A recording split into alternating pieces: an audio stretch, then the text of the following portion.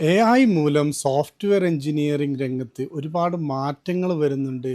അത് മുഖേന പല ആളുകൾക്കും ജോലി നഷ്ടപ്പെടും എന്നുള്ള ഒരു ഭയാനകമായിട്ടുള്ള ഒരു സിറ്റുവേഷനിലാണ് നമ്മളിന്നുള്ളത്. അത് എത്രത്തോളം സത്യമാണ് എന്ന് നോക്കുന്നതിന് മുമ്പായി എങ്ങനെയാണ് ഒരു IT service work flow work ചെയ്യുന്നതെന്ന് നമുക്ക് നോക്കാം. ഒരു ഇന്ത്യൻ ടിപ്പിക്കൽ IT കമ്പനി എങ്ങനെയായിരിക്കും വർക്ക് ചെയ്യുക? ഇന്ത്യൻ IT സർവീസ് കമ്പനികൾ ഏതുമായിക്കൊള്ളട്ടെ, TCS, വിപ്രോ എന്നീ പ്രമുഖ കമ്പനികൾക്കെല്ലാം അവരുടെ സോഫ്റ്റ്വെയർ പ്രൊജക്ട്സുകൾ ഔട്ട്സോഴ്സിംഗ് മുഖേന പുറം രാജ്യങ്ങളിൽ നിന്ന് ലഭിക്കുന്നതാണ്. ഈ ഉദാഹരണത്തിൽ ABC IT സർവീസ് കമ്പനി എന്നുള്ള ഇന്ത്യൻ ബേസ്ഡ് കമ്പനിക്ക് XYZ ബാങ്ക് എന്നുള്ള യൂറോപ്യൻ ബേസ്ഡ് ആയിട്ടുള്ള ബാങ്കിൽ നിന്നും അവരുടെ ഫിനാൻഷ്യൽ പോർട്ട്ഫോളിയോയിലേക്ക് വേണ്ടിയിട്ടുള്ള ഒരു പ്രൊഡക്റ്റ് ലഭിക്കാനുള്ള കരാർ ലഭിക്കുകയാണ്, ഒരു പ്രൊജക്റ്റ് കരാർ ലഭിക്കുകയാണ്. ഈ ഒരു കരാർ ലഭിച്ച ഉടനെ ABC IT സർവീസ് കമ്പനി ഒരു ഓഫ്ഷോർ ടീമിനെയും ഒരു ഓൺസൈറ്റ് ടീമിനെയും തയ്യാറാക്കും. ഈ ഓൺസൈറ്റ് ടീമിൽ പ്രധാനമായിട്ടും ഓൺസൈറ്റ് ബിസിനസ് അനലിസ്റ്റുകളാണ് ഉണ്ടാവുക. ഇതിൽ പ്രൊജക്റ്റിൻ്റെ വലുപ്പം അനുസരിച്ച് ഒന്നോ രണ്ടോ പ്രൊജക്റ്റ് അനലിസ്റ്റുകൾ, ബിസിനസ് അനലിസ്റ്റുകളും ഉണ്ടാവും.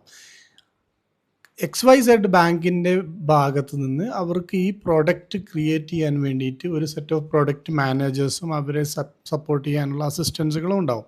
ഈ പ്രൊഡക്റ്റ് മാനേജേഴ്സാണ് ഈ ടൂളിൻ്റെ, ഈ പ്രൊഡക്റ്റിൻ്റെ റിക്വയർമെൻറ്റ്സ് തയ്യാറാക്കുക. അപ്പോൾ ഇതൊരു ഉദാഹരണത്തിന് ഒരു HL ടൂൾ ആണെങ്കിൽ അതിൻ്റെ പ്രൊഡക്റ്റ് റിക്വയർമെൻറ്റ്സ് എന്തൊക്കെയാണ് ഇതിൻ്റെ ബിസിനസ് ലോജിക്കുകൾ, എന്തൊക്കെ തരം ഫങ്ഷണാലിറ്റീസാണ് ഇവിടെ വരേണ്ടത്, എല്ലാം പ്രൊഡക്റ്റ് മാനേജർ ഡിസൈഡ് ചെയ്യും. ഈ പ്രൊഡക്റ്റ് മാനേജർ ഡിസൈഡ് ചെയ്തതിന് ശേഷം അവരുടെ നെക്സ്റ്റ് പ്രോസസ്സ് എന്ന് പറഞ്ഞാൽ ഈ ഓൺസൈറ്റ് ബിസിനസ് അനലിസ്റ്റിന് ഇത് കൈമാറുക എന്നുള്ളതാണ്. കാരണം ഓൺസൈറ്റ് ബിസിനസ് അനലിസ്റ്റാണ് ഈ പ്രൊഡക്റ്റ് റിക്വയർമെൻ്റ് എടുത്തിട്ട് നമ്മുടെ ഇന്ത്യൻ കമ്പനികളിലേക്ക് ഇത് ട്രാൻസ്ഫർ ചെയ്യുന്നത്. കാരണം ഇത് ഇന്ത്യയിലാണ് പ്രോഡക്റ്റ് ഡെവലപ്മെൻറ്റ് നടക്കുന്നത്. ഓൺസൈറ്റ് ബിസിനസ് അനലിസ്റ്റിന് ഈ പ്രോജക്റ്റ് റിക്വയർമെൻറ്റ്സ് ലഭിച്ച ഉടനെ അവർ ഓഫ് ഷോർ ബിസിനസ് അനലിസ്റ്റിന് കൈമാറുകയും അവർ രണ്ടാളും കൂടി ചേർന്നിട്ട് ടീമിന് കൈമാറും. ടീം എന്ന് പറഞ്ഞാൽ പ്രൊജക്ട് മാനേജർ ഉണ്ടാവും, ടീം ലീഡ്, സ്ക്രം മാസ്റ്റർ, പിന്നെ dev team, QA team and designers. ഇപ്പോൾ ഡെവ് ടീം ആണ് പ്രധാനമായിട്ടും കോഡിംഗ് കാര്യമായിട്ടുള്ള ടാസ്കുകളെല്ലാം ചെയ്യുക. QA ടീം ടെസ്റ്റിംഗ് റിലേറ്റഡ് പ്രോസസ്സാണ് ചെയ്യുക. ഡിസൈനേഴ്സ് ഇതിൻ്റെ front and design, UX UI design കാര്യങ്ങളാണ് നോക്കുക. ഡെവ് ടീമിൽ തന്നെ 2 കാറ്റഗറി ഉണ്ടാവും പ്രൊജക്റ്റ് അനുസരിച്ച്. ഇപ്പോൾ വെബ് ആപ്ലിക്കേഷൻ ആണെങ്കിൽ ഒരു ഫ്രണ്ട് എൻഡ് ടീമും ഒരു ബാക്ക് എൻഡ് ടീമും ഉണ്ടാവും. അപ്പോൾ അതൊരു 6 മെമ്പർ ടീമാണെങ്കിൽ ഒരു 2 മെമ്പേഴ്സ് ഫ്രണ്ട് എൻഡും ഒരു 3-4 മെമ്പേഴ്സ് ബാക്ക് എൻഡും ആയിരിക്കും. അപ്പോൾ ഡെവ് ടീമിൻ്റെ പ്രധാനപ്പെട്ട ജോലി എന്ന് പറഞ്ഞു കഴിഞ്ഞാൽ കോഡിങ് ചെയ്യുക based on the technical requirements. ഇപ്പോൾ നമ്മൾ പ്രൊഡക്റ്റ് റിക്വയർമെൻറ്റ്സ് കൊടുത്തനുസരിച്ചിട്ട് അവർ കോഡ് ചെയ്യണം. അതേപോലെ functional and non functional requirements ഉണ്ട്. നോൺ ഫങ്ഷണൽ റിക്വയർമെൻറ്റ്സ് എന്ന് പറഞ്ഞു കഴിഞ്ഞാൽ സിസ്റ്റം നമ്മളെ സ്കാലബിലിറ്റി, പെർഫോമൻസ്. കാരണം ഇപ്പോൾ 100 പീപ്പിൾസ് ലോഗിൻ ചെയ്യുകയാണെങ്കിൽ അത് ഡൗൺ ആകാൻ പാടില്ല. അങ്ങനത്തെ നോൺ ഫങ്ഷണൽ റിക്വയർമെൻറ്റ്സ് ഉണ്ട്. ഫങ്ഷണൽ റിക്വയർമെൻറ്റ്സ് ഉണ്ട്. ഫങ്ഷണൽ റിക്വയർമെൻറ്റ്സ് എന്ന് പറഞ്ഞാൽ പ്രൊഡക്റ്റ് ബേസ്ഡ്, ഇന്ന രീതിയിൽ ഈ ഫോം ചെയ്ത് കഴിഞ്ഞാൽ, ഇത് സബ്മിറ്റ് ചെയ്ത് കഴിഞ്ഞാൽ പ്രത്യേകതരം ഇൻഫർമേഷൻസ് ഷോ ചെയ്യണം, ഈ റെസ്പോൺസ് എങ്ങനെയായിരിക്കണം, അങ്ങനത്തെ ഫങ്ഷണൽ റിക്വയർമെൻറ്റ്സ് ഉണ്ട്. ഇതിൻ്റെ ബേസിൽ കോഡ് ചെയ്യുന്ന ടീമാണ് ഡെവ് ടീം. ഇപ്പോൾ ഈ ഡെവ് ടീം കോഡിംഗ് എല്ലാം ചെയ്ത് കഴിഞ്ഞതിന് ശേഷം അവർ ഇത് QA ടീമിന് പാസ് ചെയ്യും. QA ടീമാണ് ഇത് വാലിഡേറ്റ് ചെയ്യുക. വാലിഡേറ്റ് ചെയ്തതിന് ശേഷം ഈ എന്തെങ്കിലും ബഗ്സ്, എന്തെങ്കിലും ഇഷ്യൂസ്, എറേഴ്സിന് ബഗ്സ് എന്നാണ് പറയുക. ഈ ബഗ്സ് ഉണ്ടെങ്കിൽ ഡെവ് ടീമിനെ അറിയിക്കും. അവരത് ഫിക്സ് ചെയ്യും. അത് ഫിക്സ് ചെയ്തിട്ട് വീണ്ടും QA ടീമിൽ ടെസ്റ്റ് ചെയ്യും. ടെസ്റ്റ് ചെയ്തെല്ലാം ഓക്കെ ആണെങ്കിൽ പ്രൊഡക്ഷനിലേക്ക് പാസ് ചെയ്യും. സിസ്റ്റം ആർക്കിടെക്ചർ വൈസിൽ ആർക്കിടെക്റ്റ് ഈ പ്രോസസ്സിൽ കംപ്ലീറ്റ് ആയിട്ട് ഇൻവോൾവ് ചെയ്യുന്നുണ്ട്. അതേപോലെ ഡിസൈനേഴ്സും ഒരു design perspective, UX UI design പെർസ്പെക്റ്റീവിൽ ഇൻവോൾവ് ചെയ്യുന്നുണ്ട്.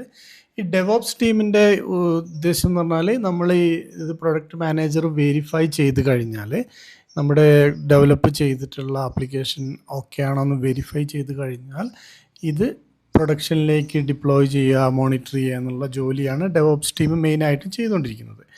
അപ്പോൾ ഇതാണ് ഓവറോൾ ഒരു സിസ്റ്റത്തിൻ്റെ പിക്ചർ വരുന്നത്. അപ്പോൾ നമ്മൾ ഇതൊന്ന് സമ്മറൈസ് ചെയ്ത് കഴിഞ്ഞാൽ, ഇപ്പോൾ നമ്മൾ business leaders identify needs and goals, പിന്നെ സോഫ്റ്റ്വെയർ എഞ്ചിനീയേഴ്സ് അത് ആപ്ലിക്കേഷൻ ഡെവലപ്പ് ചെയ്യും, പിന്നെ IT ആർക്കിടെക്ട്സ്, ഇൻഫ്രാസ്ട്രക്ചറും അതിൻ്റെ ആപ്ലിക്കേഷൻ്റെ കംപ്ലീറ്റ് ആർക്കിടെക്ചറൽ ഡിസൈൻ ചെയ്യും. പിന്നെ ടീം റിക്കമെൻഡ്സ് ഇംപ്രൂവ്മെൻറ്റ്സ്. ഇപ്പോൾ എന്തായാലും QA ടീമും UX UI എല്ലാം അത് വെരിഫൈ ചെയ്തതിന് ശേഷം ഇമ്പ്രൂവ്മെൻറ്റ്സ് ഉണ്ടെങ്കിൽ അത് ഇമ്പ്രൂവ്മെൻറ്റ്സ്, ബഗ്സ്, എനിത്തിങ് അവർ സോഫ്റ്റ്വെയർ എഞ്ചിനീയേഴ്സ് അവർ കോഡ് ചെയ്തിട്ട് അത് അഡോപ്റ്റ് ചെയ്യും. പിന്നെ ഡെവോപ്സ് ടീം ഡിപ്ലോയ് ചെയ്യും, മോണിറ്റർ ചെയ്തിട്ട് മെയിൻറ്റെയിൻ ചെയ്യും. അതാണ് ഓവറോൾ വർക്ക് ഫ്ലോ. അപ്പോൾ നമ്മുടെ ആദ്യത്തെ ക്വസ്റ്റ്യൻ, എവിടെയാണ് AI comes in to this picture? എന്താണ് AI ഒരു പ്രാധാന്യം, അല്ലെങ്കിൽ AI ഇമ്പാക്റ്റ് എവിടെയാണ് വരുന്നതെന്ന് നോക്കാം. ഇപ്പോൾ ഒരു സോഫ്റ്റ്വെയർ എഞ്ചിനീയറിംഗ് ടീം എന്ന് പറഞ്ഞാൽ വളരെ ബിഗ് ആണ്. കാരണം business analyst, project manager, teams, dev team, QA team, DevOps team, അങ്ങനെ പറഞ്ഞാൽ പലതരം ടീമുകൾ ഉൾക്കൊള്ളുന്നതാണ് ഒരു സോഫ്റ്റ്വെയർ ഡെവലപ്മെൻറ്റ് ടീം. അപ്പോൾ ഇത് പ്രധാനമായും കൺസേൺ ആയിട്ട് വരുന്നത്, ഒരു മിത്ത് എന്ന് പറയാം, ആൾക്കാരുടെ കൂടുതൽ കൺസേൺ ആയിട്ട് വരുന്നത് ഡെവ് ടീമിനെയാണ്. കാരണം നമ്മളൊരു ഡെവലപ്പർ, സോഫ്റ്റ്വെയർ ഡെവലപ്പർ എന്ന് പറഞ്ഞു കഴിഞ്ഞാൽ അവർ ഒരു ജാവ പ്രോഗ്രാമറാണോ അല്ലെങ്കിൽ പൈത്തൺ പ്രോഗ്രാമറോ, അവരുടെ റിക്വയർമെൻറ്റ്സ് അനുസരിച്ച് സോഫ്റ്റ്വെയർ പ്രോഗ്രാം എഴുതണം. സോഫ്റ്റ്വെയർ പ്രോഗ്രാംസ് എഴുതിയതിന് ശേഷം എക്സിക്യൂട്ട് ചെയ്ത് അതിൻ്റെ റിസൾട്ട് കാണണം. അപ്പോൾ അതൊരു ഒരു സ്മോൾ മൊഡ്യൂൾ ചെയ്യാൻ വേണ്ടിയിട്ട് അതിനെ ഒരു ഫങ്ഷണൽ ടാസ്ക് വൈസ് ആയിട്ട് ഡിഫൈൻ ചെയ്യും. അപ്പോൾ ഓരോ ടാസ്കിനും ഇത്ര സമയമെടുത്ത് 1-2 സോഫ്റ്റ്വെയർ എഞ്ചിനീയേഴ്സ് ചേർന്നിട്ടാണ് ഈ ഡെവലപ്മെൻറ്റ് പ്രോഗ്രാം ചെയ്യുക. ഉദാഹരണത്തിന് HL ടൂളിൽ ഒരു ഫോം വേണമെന്നിരിക്കുക, ഒരു യൂസറിൻ്റെ ഡാറ്റ എൻട്രി ചെയ്യുന്ന ഒരു ഫോം വേണം. അങ്ങനെയാണെങ്കിൽ ഒരു ഡെവലപ്പറെ അതിലേക്ക് അസൈൻ ചെയ്യുകയും അതൊരു ഫ്രണ്ട് എൻഡിലെ ഒരു ഡെവലപ്പറും ബാക്ക് എൻഡിൽ ഒരു ഡെവലപ്പറും എന്നുള്ള രീതിയിൽ അസൈൻ ചെയ്ത് അവർ 1-2 ദിവസത്തെ എസ്റ്റിമേഷൻ കൊടുത്ത് അതനുസരിച്ച് വർക്ക് ചെയ്യുകയാണ് ഇപ്പോൾ ചെയ്യുക. ഇപ്പോൾ AI LLM tools like GitHub Copilot, cloudy code തുടങ്ങിയ LLM ടൂൾസ് വന്നതിന് ശേഷം ഈ കോഡ് എഴുതുന്ന രീതി മാറി. കോഡ് എഴുതുന്ന രീതി നമ്മൾ കോഡിങ് അത്ര കോംപ്ലക്സ് അല്ല, സിമ്പിളായിട്ട് നമ്മുടെ ഹ്യൂമൻ റീഡബിൾ ഫോർമാറ്റിൽ, ഇപ്പോൾ നമ്മളൊരു പ്രോംപ്റ്റ് കൊടുക്കുകയാണ്, create A form for the user entry എന്ന് കൊടുത്തു കഴിഞ്ഞാൽ അതിൻ്റെ ഫ്രണ്ട് എൻഡും ഡിസൈൻ ചെയ്യും, അതിൻ്റെ ബാക്ക് എൻഡ് കോഡും ഈ LLM ടൂൾസ് എഴുതും. അപ്പോൾ ഈ കേസിൽ LLM ടൂൾസ് ഇതേപോലെ സോഫ്റ്റ്വെയർ കോഡിംഗ് എഴുതി ഡെവലപ്പ് ചെയ്യാൻ തുടങ്ങിക്കഴിഞ്ഞാൽ ഇത്രയും ആൾക്കാരുടെ ജോബിനെ ഇമ്പാക്റ്റ് ചെയ്യും. അത് സ്വാഭാവികമാണ്. പക്ഷേ അത് പൂർണ്ണമായും സോഫ്റ്റ്വെയർ എഞ്ചിനീയറിങ്ങിനെ മൊത്തമായും ബാധിക്കും എന്നുള്ള രീതിയിലുള്ള ഒരു പ്രചാരണമോ അത് ശരിയല്ല. അതിൻ്റെ പ്രധാനപ്പെട്ട കാരണങ്ങൾ ഇനി ഞാൻ പറയാം. അപ്പോൾ ഇതിൽ കാണാം, ഇപ്പോൾ നമ്മുടെ ഒരു വിശ്വാസം എങ്ങനെയാണെന്ന് വെച്ച് കഴിഞ്ഞാൽ ഡെവ് ടീമിനെ കംപ്ലീറ്റ് ആയിട്ട് റീപ്ലേസ് ചെയ്യും AI LLM ടൂൾസ്. ഒരു മെജോറിറ്റി ആയിട്ടുള്ള ആൾക്കാരുടെ വിശ്വാസമാണ് പറയുന്നത്, അല്ലാതെ എൻ്റെ വിശ്വാസമോ വേറെ നീ കേൾക്കുന്ന നിങ്ങളുടെ വിശ്വാസമോ അല്ല. ഡിസൈനേഴ്സിനെ വളരെ ഇമ്പാക്റ്റ് ചെയ്യും, വളരെയധികം ഇമ്പാക്റ്റ് ചെയ്യും. QA ടീമിനെയും ഡെവോപ്സ് ടീമിനെയും ഓൾമോസ്റ്റ്, അതാണ് ഇപ്പോൾ ഒരു ഓറഞ്ച് കളറിൽ ഞാൻ മാർക്ക് ചെയ്തിട്ടുള്ളത്, ഓൾമോസ്റ്റ് റീപ്ലേസ് ചെയ്യും AI LLM ടൂൾസ്. ആ രീതിയിലാണ് നമ്മുടെ ഒരു വിശ്വാസം. ബിസിനസ് അനലിസ്റ്റിനെയും പ്രൊജക്ട് മാനേജറിനെയും ബാധിക്കില്ല, അതാണ് ഗ്രീൻ കളറിൽ കൊടുത്തത്. ടീം ലീഡിനെയും സ്ക്രം മാസ്റ്ററിനെയും ഒരു പരിധി വരെ അവരെ അഫക്റ്റ് ചെയ്യും. ഇതാണ് ഒരു മെജോറിറ്റി ആയിട്ടുള്ള ആൾക്കാരുടെ ഒരു തോട്ട് പ്രോസസ്സ്. പക്ഷേ റിയാലിറ്റി നമ്മൾ ഇപ്പോൾ കണ്ടു, സോഫ്റ്റ്വെയർ എഞ്ചിനീയറിംഗ് ടീം എന്ന് പറഞ്ഞാൽ വളരെ വലുതാണ്. ഇവരെ പ്രധാനമായിട്ടും കോഡിങ് മാത്രമല്ല ചെയ്യുന്നത്. ഇപ്പോൾ ഡെവ് ടീമിൻ്റെ കേസ് എടുക്കാം. ഡെവ് ടീം ഇപ്പോൾ നമ്മളൊരു കോഡിങ്, അപ്പോൾ നമ്മളൊരു റിക്വയർമെൻ്റ് എടുത്ത് അതിൻ്റെ കോഡിങ് ചെയ്ത് അത് എക്സിക്യൂട്ട് ചെയ്ത് അതിൻ്റെ റിസൾട്ട് കണ്ട് ആ ഒരു പ്രോസസ്സ് മാത്രമാണ് നമ്മളിപ്പോൾ ചെയ്യുന്നതെങ്കിൽ നമ്മൾ ഹൈലി ഇമ്പാക്റ്റഡ് ആണ്. ആ പ്രോസസ്സ് നമ്മളിപ്പോൾ 2-3 ദിവസം എടുത്ത് ചെയ്തിരുന്ന പ്രോസസ്സ് ഇപ്പോൾ ഒരു 1 or 2 hours മാക്സിമം എടുത്ത് ചെയ്ത് തീർക്കാവുന്ന ഒരു ഘട്ടത്തിലേക്ക് എത്തി. അപ്പോൾ നമ്മുടെ ഈ ടൂൾസ്, ഇപ്പോൾ AI LLM ടൂൾസ് എങ്ങനെയാണോ മെച്ചപ്പെട്ട രീതിയിൽ ഉപയോഗിക്കുക, അതിൻ്റെ എന്തൊക്കെയാണ് ടെക്നോളജിക്കൽ വശങ്ങൾ, അതുപയോഗിച്ച് നമ്മുടെ ഇപ്പോഴുള്ള ആപ്ലിക്കേഷൻസിനെ എങ്ങനെ ഇമ്പ്രൂവ് ചെയ്യുക, ആ രീതിയിലേക്ക് നമ്മുടെ ഡെവലപ്പേഴ്സിൻ്റെ തോട്ട് പ്രോസസ്സിനെ മാറ്റിയതിന് ശേഷം അവർ ആ രീതിയിലേക്ക് വർക്ക് ചെയ്യണം. അപ്പോൾ ആ ഒരു അപ്രോച്ച്, നമ്മുടെ ഒരു കോഡിങ്ങിൻ്റെ അപ്രോച്ച് AI LLM ടൂളിനെ ഒരു അസിസ്റ്റൻ്റായി ഉപയോഗപ്പെടുത്തി ചെയ്യാവുന്ന ഒരു രീതിയിലേക്ക് നമ്മുടെ ഡെവലപ്പേഴ്സ് മാറിയാൽ മാത്രമേ അവരുടെ ജോബിനെ അവർക്ക് സർവൈവ് ചെയ്യാൻ കഴിയുകയുള്ളൂ. അതുകൊണ്ടാണ് ഈ രണ്ട് ആൾക്കാരെ ഞാനിവിടെ still keep it as red. Because അവർ മാറാൻ താല്പര്യമില്ല, അല്ലെങ്കിൽ അവർ പുതിയത് പഠിക്കാൻ താല്പര്യമില്ലെങ്കിൽ അവരെ റീപ്ലേസ് ചെയ്യപ്പെടുകയും ചെയ്യും. പക്ഷേ ആരാണോ അതിലേക്ക് വന്ന് അത് പഠിച്ച് ആ പ്രോഗ്രാമിങ്ങിൽ ഈ AI ടൂൾസ് നല്ല രീതിയിൽ ഉപയോഗിച്ചോ അവർക്ക് സർവൈവ് ചെയ്ത് മുന്നോട്ട് പോകാൻ കഴിയും. നമ്മുടെ സ്കില്ല് ഈ രീതിയിലേക്ക് വളർത്തി കൊണ്ടുവന്നാൽ നമുക്ക് പിടിച്ചു നിൽക്കാൻ കഴിയും. നിങ്ങൾ സോഫ്റ്റ്വെയർ എഞ്ചിനീയറിംഗ് മേഖലയിൽ ഏതുമായിക്കൊള്ളട്ടെ, പ്രൊജക്ട് മാനേജറോ അല്ലെങ്കിൽ ഡെവ് ടീമോ QA ടീമോ ഏതുമായിക്കൊള്ളട്ടെ, നിങ്ങൾ അപ്സ്കില്ല് ചെയ്യുക എന്നുള്ളത് മസ്റ്റാണ്. കൂടാതെ AI നമ്മുടെ സോഫ്റ്റ്വെയർ എഞ്ചിനീയറിംഗ് മേഖലയിൽ അത്ര പെട്ടെന്ന് ജോബ് റീപ്ലേസ് ചെയ്യുക, ജോബ് ഇല്ലാതാവുക, ആ ഒരു ലെവലിലേക്ക് വരികയില്ല എന്ന് വിശ്വസിക്കാൻ പലയധികം കാരണങ്ങളുണ്ട്. കുറച്ച് കാരണങ്ങൾ ഞാനിവിടെ താഴെ പറയാം. ഒന്ന് എന്ന് പറഞ്ഞാൽ, ഈ AI എന്ന് പറഞ്ഞാൽ ഒരു സിസ്റ്റം ഒക്കെയുള്ളൂ. ഒരു ആർക്കിടെക്ചറൽ ലെവലിൽ അതിനെ സെറ്റ് ചെയ്യുക എന്നുള്ളത് ഒരു ഹ്യൂമൻ ഇൻ്റർവെൻഷൻ ആവശ്യമാണ്.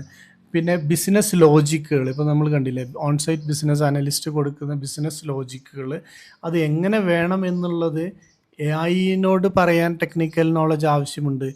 പിന്നെ അക്കൗണ്ടബിലിറ്റി, ഇപ്പോൾ ഒരു ബിസിനസ് ലോജിക്ക് എടുത്തു കഴിഞ്ഞ് ഈ AI ടൂൾസിനെ ട്രാൻസ്ഫർ ചെയ്യുമ്പോൾ അതിലെന്തെങ്കിലും പിഴവ് വന്നിട്ടുണ്ടെങ്കിൽ അത് കറക്റ്റ് ചെയ്യാനുള്ള ഒരു ഹ്യൂമൻ ആവശ്യമാണ്. അപ്പോൾ അക്കൗണ്ടബിലിറ്റി അവിടെ മസ്റ്റാണ്. പിന്നെ നമ്മുടെ സിസ്റ്റം മെയിൻ്റനൻസ്, ഇപ്പോൾ എക്സാമ്പിൾ ഇപ്പോൾ AI LLM ടൂൾസ് എന്ന് പറഞ്ഞാൽ നമ്മൾ ഒരു ഹാലൂസിനേഷൻ വളരെയധികമുള്ള ഒരു മേഖലയാണ്. അപ്പോൾ നമ്മൾ കൊടുത്ത പ്രോംപ്റ്റിൽ ചില ഒരു വേർഡുകളെല്ലാം മിസ്പെല്ലായിട്ടുണ്ടെങ്കിൽ അത് ആ രീതിയിൽ മനസ്സിലാക്കി ആ രീതിയിൽ കോഡ് എഴുതി തരും. അത് വാലിഡേറ്റ് ചെയ്യാൻ ഒരു ഹ്യൂമൻ്റെ അത്യാവശ്യമാണ്. പിന്നെ ഡാറ്റ പ്രൈവസി സെക്യൂരിറ്റി, പല കമ്പനികളും പ്രൈവസിയെ പേടിച്ചിട്ട് AI പൂർണ്ണമായി ഡിപ്പെൻഡ് ആകാറില്ല. ഉദാഹരണത്തിന് ബാങ്കിങ് മേഖലയിലുള്ള കമ്പനികളൊക്കെ അവരുടെ സോഴ്സ് കോഡ് ചോർന്നു പോകുമോ, അല്ലെങ്കിൽ അവരുടെ സീക്രട്സുകൾ റിവീൽ ചെയ്യപ്പെടുമോ എന്നുള്ളതെല്ലാം ഭയന്നിട്ട് AI ടൂൾസിനെ അധികം ഡിപ്പെൻഡ് ചെയ്യാറില്ല. അങ്ങനത്തെ കമ്പനികളിലും സോഫ്റ്റ്വെയർ എഞ്ചിനീയറിംഗ് പഴയ രീതിയിൽ തന്നെ ആയിരിക്കും വരിക.